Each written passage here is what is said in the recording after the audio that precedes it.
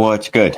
It's time for another Shane Says. Everybody's done a free agency episode. Matter of fact, DD, we've done a bunch. We've done a bunch. We did a bunch last week. So I'm just going to do a fun one now. Just looking at a couple winners, losers, specific to players and some other stuff. So right off the bat, I don't even belabor it. Remember though, if you're watching, please hit like, please hit subscribe, please support the channel. Bunch of great content here.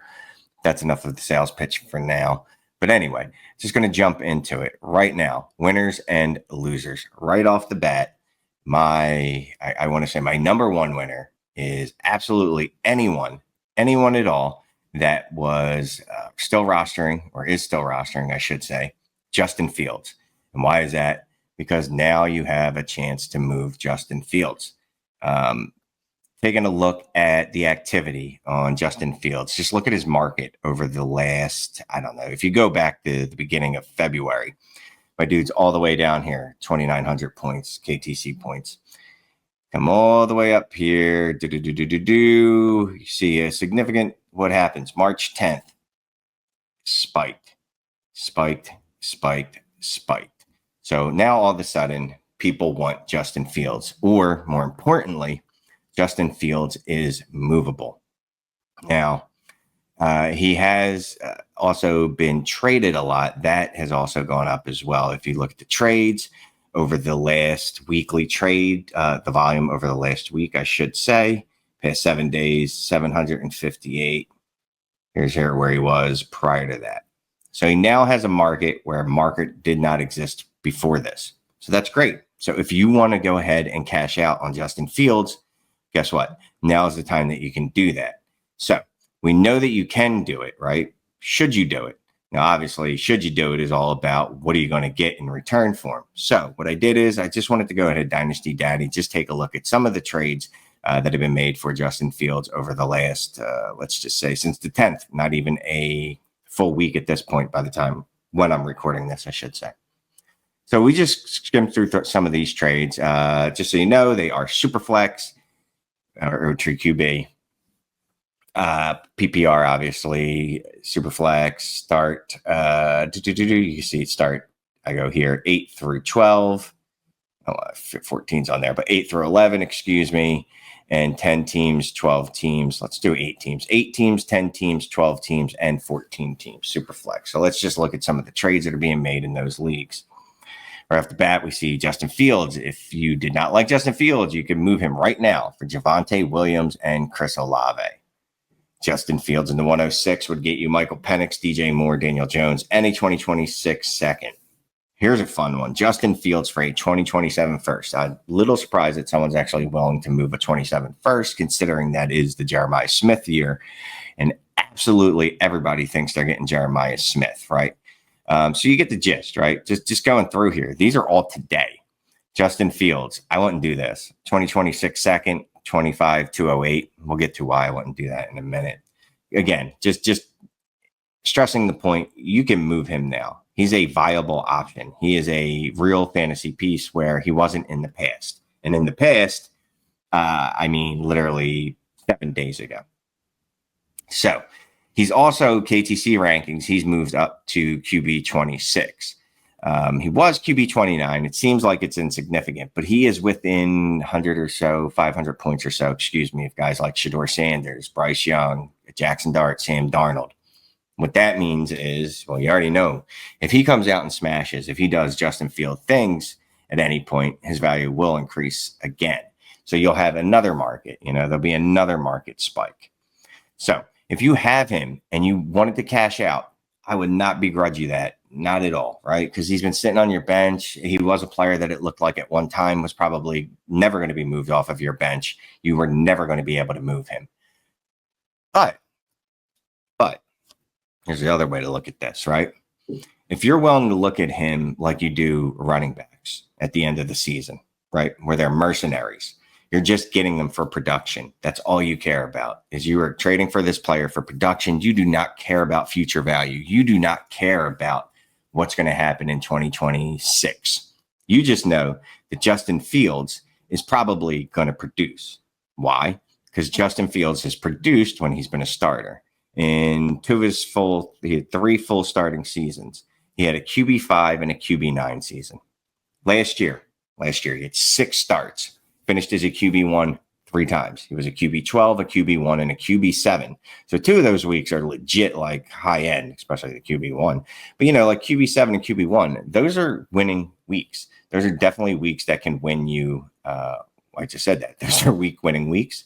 Those are weeks that he gave you that could help carry you to victory. Now, if you hold on to him and Justin Fields does what he's done in the past, obviously his value could increase. I just wanted to take a look back. So again, I am comparing him to running backs, right? A running back, a mercenary, a 4-month solution, 2-month solution. So the player that I thought of that kind of fit that mold for me, specific to running back, because you're not going to find a lot of quarterback traits like this, but specific to running back, let's just imagine you go back and look at what Derrick Henry's market was towards the end of last year. It just so happens that I looked that up on Dynasty Daddy, and we're going to do that now together. So Derrick Henry. Don't care. That's a trade right there. Last year, someone traded 2025, excuse me, 71 days ago, which would be, I have no idea, like 2.5 months. So what's that? January, beginning of January, whatever. Someone was able to trade Derrick Henry for a 2026 first. In another deal, someone was able to use Derrick Henry and Njoku and Calvin Ridley for Malik Neighbors and the 212. I don't know what that is. That is just hogwash is what that is. In this deal, someone used Derrick Henry in 211 and a 311, 211 and 311. Quite frankly, the hit rates on those are terrible, and was able to get Devon Achane. So if you wanted something with a little more long-term value, air quotes, you were able to do that using Derrick Henry. So my point being, Derrick Henry for Chase Brown, which is weird, but here's another Derrick Henry for a 2027 first. So if you do hold on to Justin Fields, right? You do hold on to Justin Fields and you just run him out there. I am presupposing, I don't know if that's a word. I am telling you that I believe that he will produce next year. So either he's going to produce for you and you can have a strong producer and hold on to it and let him just fade out of your roster. Whatever happens after next year happens, or move him at the end of the year. I think if you go the ugly QB strategy, Justin Fields is the perfect quarterback for that. He's a quarterback that obviously, again, I don't think he has long-term value. I don't know that he has long-term value, but I don't care. I think he could smash next year when he's in there. Now, whether he's a good NFL quarterback, entirely different debate. The contract that he got from the Jets, just took a look at that just to see how secure he is. It's not super secure. Only $10 million is guaranteed in 2026. So if Justin Fields goes out there and stinks up the room next year, he's gone. I'm saying that he won't, at least from a fantasy perspective. From a real world quarterback perspective, I'm not smart enough to know that. I hope he actually smashes because I like Justin Fields. So I'm saying you could also hold on to Justin Fields and use him as a producer, or hold on to Justin Fields and just trade him at a later date, knowing that his market could actually still increase. Now there's a third option behind door number 3. And this is the fun one, right? This is the galaxy brained. Maybe I'm out thinking myself. This is something that we brought up when we were in the Destination DD Fantasy Football Heisman chat. Join today. You really want to galaxy brain it, right? Let's say you have the 104, 105, 106, maybe even 107, 104, 105, 106, probably in that range. And you need a quarterback. You are planning on taking a quarterback. You are praying to whoever you pray to that Cam Ward will fall to you there.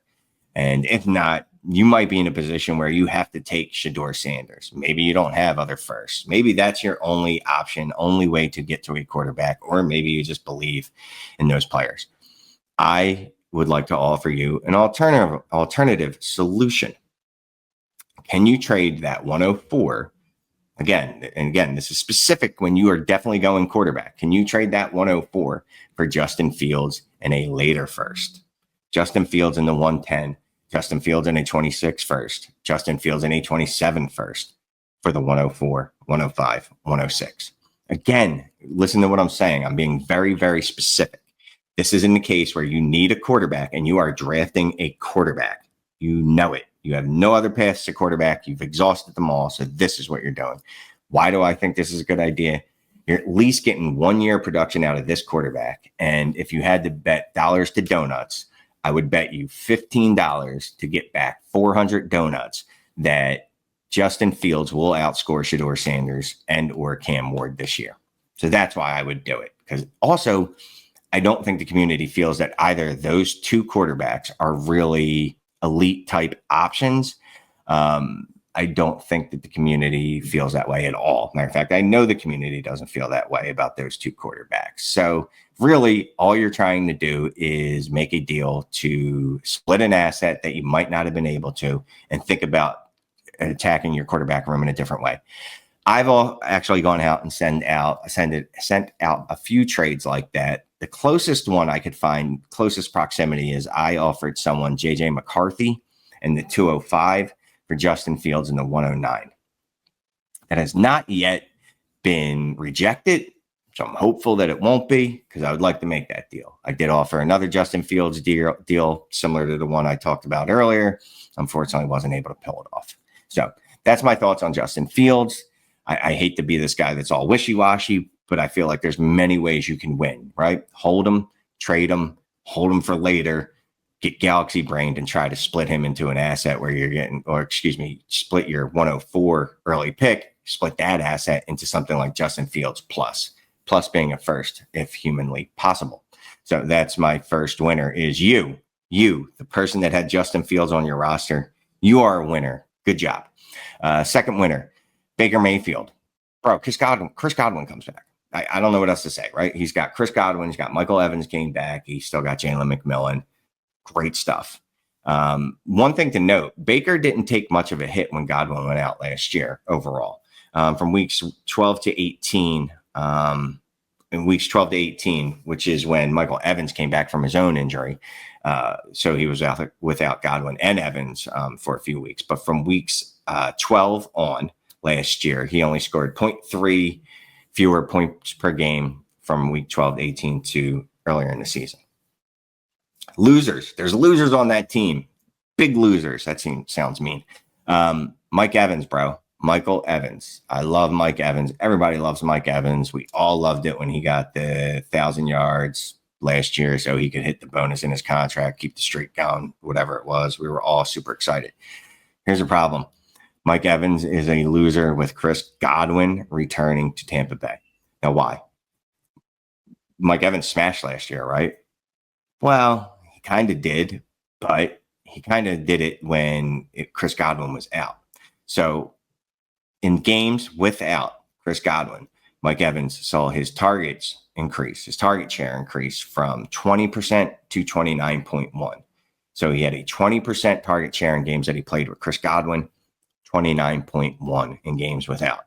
That is a stupendously ridiculous difference. That is nearly 10 points. It's closer to 9 points, 9 percentages. 9 percentages? 9 points? Not points either. Whatever. It's going from 20% target share to 29%. That is a stark difference. Excuse me for stuttering. Points per game. Mike Evans scored 13.6 points per game with Godwin, 20.7 without Godwin. Yeah. Mike Evans scoring last year, a lot of that water was being carried during the weeks that Godwin was not there. So just looking at Evans' game log, right, in the first 7 weeks, and we'll even go just first 6 weeks because he got injured in week 7, but we'll go the first 6 weeks. In those games, he finished as a wide receiver 49, wide receiver 84, and a wide receiver 69. Okay. So it's not just that his scoring was decreased. He had 3 weeks out of the first 6 that were absolutely useless, that served no purpose. You could not use them in fantasy. Wide receiver 49, 84, and 69. This isn't good for Mike Evans. It's good for you if you have Mike Evans on your roster and people still think that Mike Evans is going to put up a wide receiver 1 season, which is what he did when Godwin wasn't there. But when Godwin was there, he was, let me scroll up and make sure that I actually wrote this down somewhere because I think I did. Well, I can't find it. So let's just say Mike Evans, not let's just say, actually, here you go. He was the wide receiver 30 in games with Godwin. Wide receiver 30.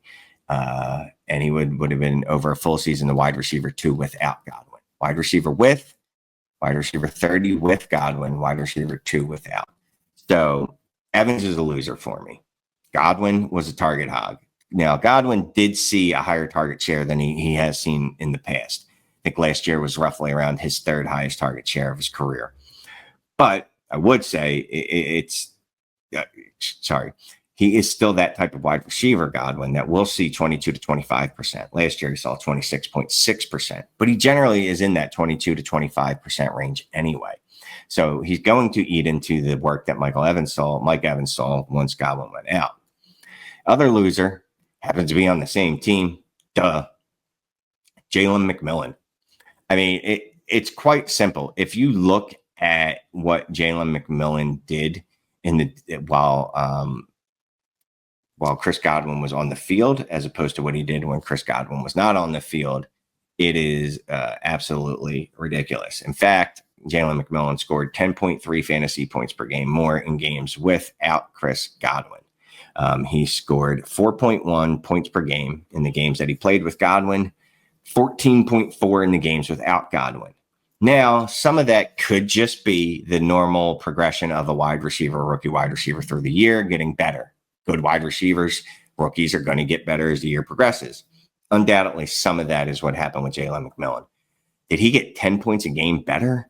10.3 fantasy points per game better throughout the year on his own? Yeah, I don't know, bro. I think a lot of that had to do with Chris Godwin not being there. Now, again, McMillan absolutely showed out, dude. Week 15, 16, 17, 18.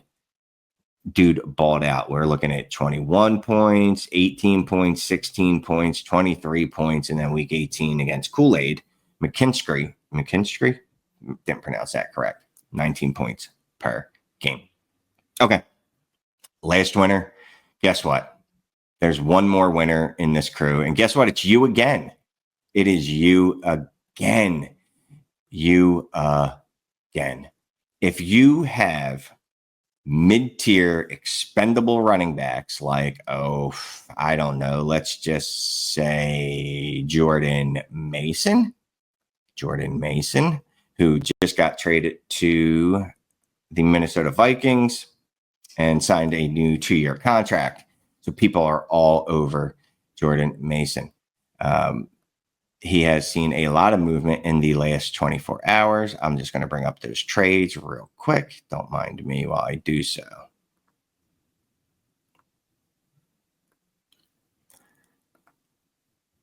And there we go. Oh, that's Najee Harris. Well, whatever. We'll go to Najee Harris first because he was the second one I was going to talk about. Whatever. Stole my thunder. I wanted to do Jordan Mason first, but whatever. Najee Harris, Jordan Mason. These are dudes of the same ilk to me, the same tier.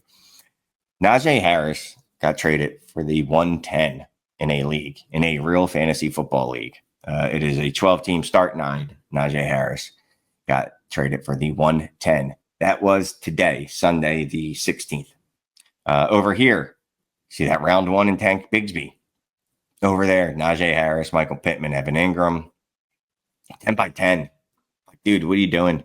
Not to be mean. I don't want to be mean, or maybe not even a dude. Who knows? But whoever did this trade, you're trading a 26 first and Tank Bigsby, whatever, for Evan Ingram, Michael Pittman, and Najee Harris. In a 10 by 10, I would say that at least 2 of those players should probably not be in your starting lineup. But again, that's me. That's my thinking. Here, Najee Harris for Tony Pollard in the 2.08. That is a process deal if I've ever seen one. You've picked up a free 208. Tony Pollard and Najee Harris might as well be the same dude to me. They are in the same tier. I literally just traded this dude and picked up another pick, a free second rounder for trading Najee Harris. This one's just bananas. 105 for Najee Harris in the 203. What are we doing? What are we doing, people? Keenan Allen in the 108 for Najee Harris, Anthony Richardson, 403. I just, I think I made my point, right? Oh, here's another one. Najee Harris for the 110. So there are a lot of Najee Harris deals going down, and Najee Harris is getting moved for firsts. I don't know what to say. You are able to get first round picks for Najee Harris in the year 2025. That is bananas to me.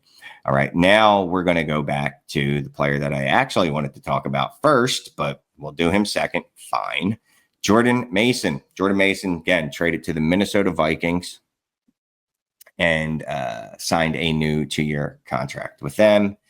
Jordan Mason for the 208. I'd probably just hold on to Jordan Mason for that, but maybe I would move him. I would probably hold for that. This one, Jordan Mason for a 27 second and a 26 third. See you, Jordan. Again, Jordan Mason for the 208 seems to be pretty popular. Jordan Mason 301, 211 for a 27 first. Boom, boom, boom, boom, boom. Winner. And Juwan Johnson. Yeah, sure. 203 in Jordan Mason. Give me the 203. Tight end premium, a full point tight end premium, right? Generally, that's wide receivers, running backs get 1.0, tight end gets 2.0. Jordan Mason for Tucker Kraft. Give me the Tucker. Here today, another process trade. Someone gave up to get Jordan Mason, gave up Jaylen Wright and a 26 second. That's a process deal to me. Give me the Jordan Mason. Now, there are still deals out there for Jordan Mason, like giving up the 305, 405, and a fourth for him. Cool, whatever. Here, someone gave up a 201. Again, give me the 201. Here, another process deal. Jordan Mason, someone got back James Conner and the 308. My point being, you are a winner if you have these mid-tier running backs on your roster. I believe they're mid-tier, for lack of a better term. Trade them. There's process deals in there to be had. Tons of process deals in there, and I am saying make those picks. All right, finally, last one. We're going to hit it real quick.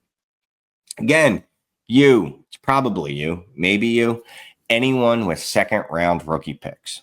This running back class survived the NFL free agency period. Now, obviously, this free agency class was kind of not good, right? When Najee Harris, I guess Jordan Mason getting traded now, Aaron Jones, as old as he is. Who am I forgetting? I'm forgetting someone, but Najee Harris, Jordan Mason, there's a couple other players I can't think of. Javonte Williams, like these are the marquee names that went off the board. Here's a good thing.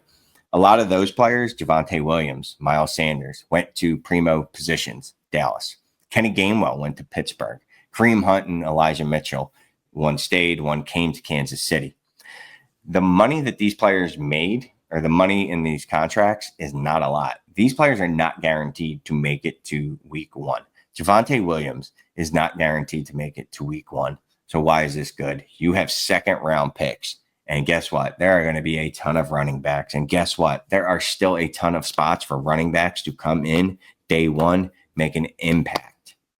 I'm going to stop hitting my hand there.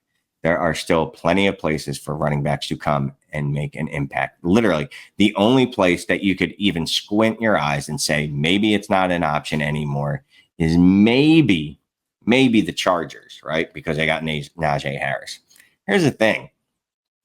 Najee Harris is not good. I know he's durable. I know he takes a lot of carries, but he's not good. Just looking at the efficiency metrics between him and J.K. Dobbins, not a lot of difference there, man.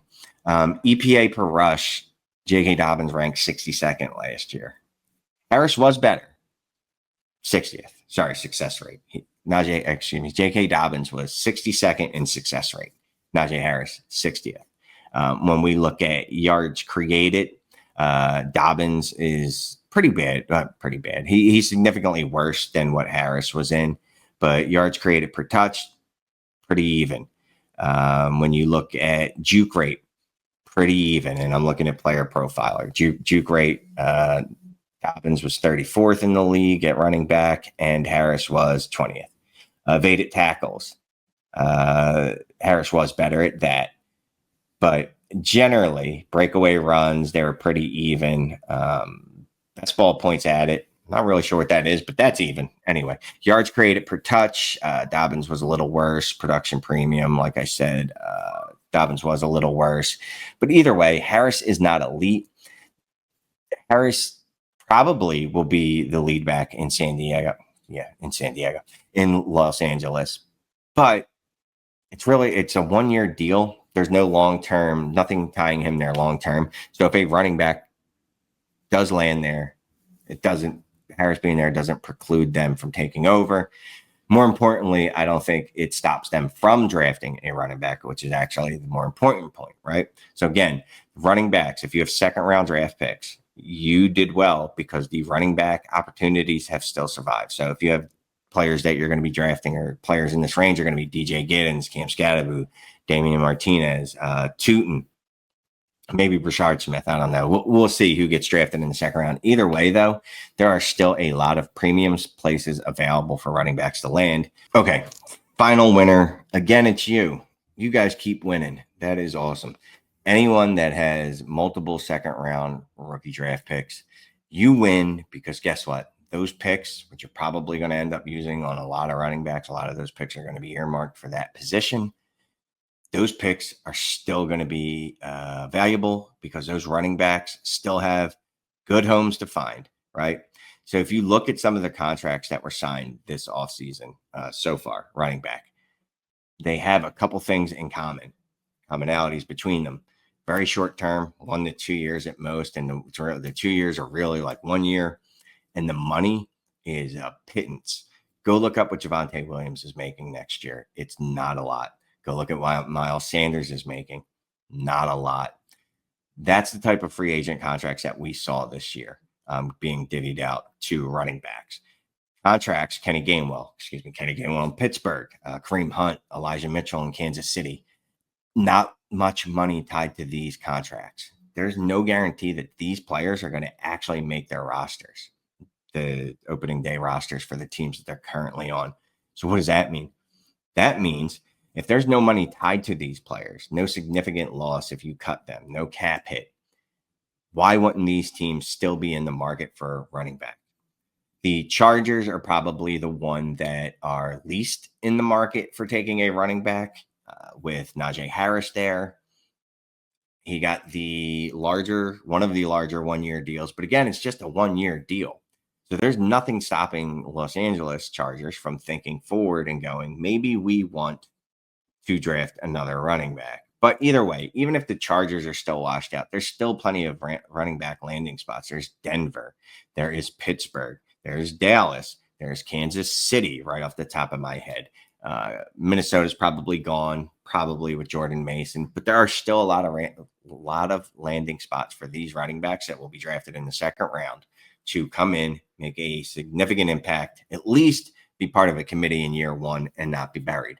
So that's what if you have second round picks, those are the winners. I was kind of positive this episode. I had mostly winners, not many losers. In fact, I only named, I think, Mike Evans and Jaylen McMillan as losers. Sorry, guys. Everybody else is a winner. You are the big winner. You're the big winner because you know what free agency does? Free agency drives movement. It gives you a chance to make moves that you could not make 3 days ago, 4 days ago. And that's what you need to do.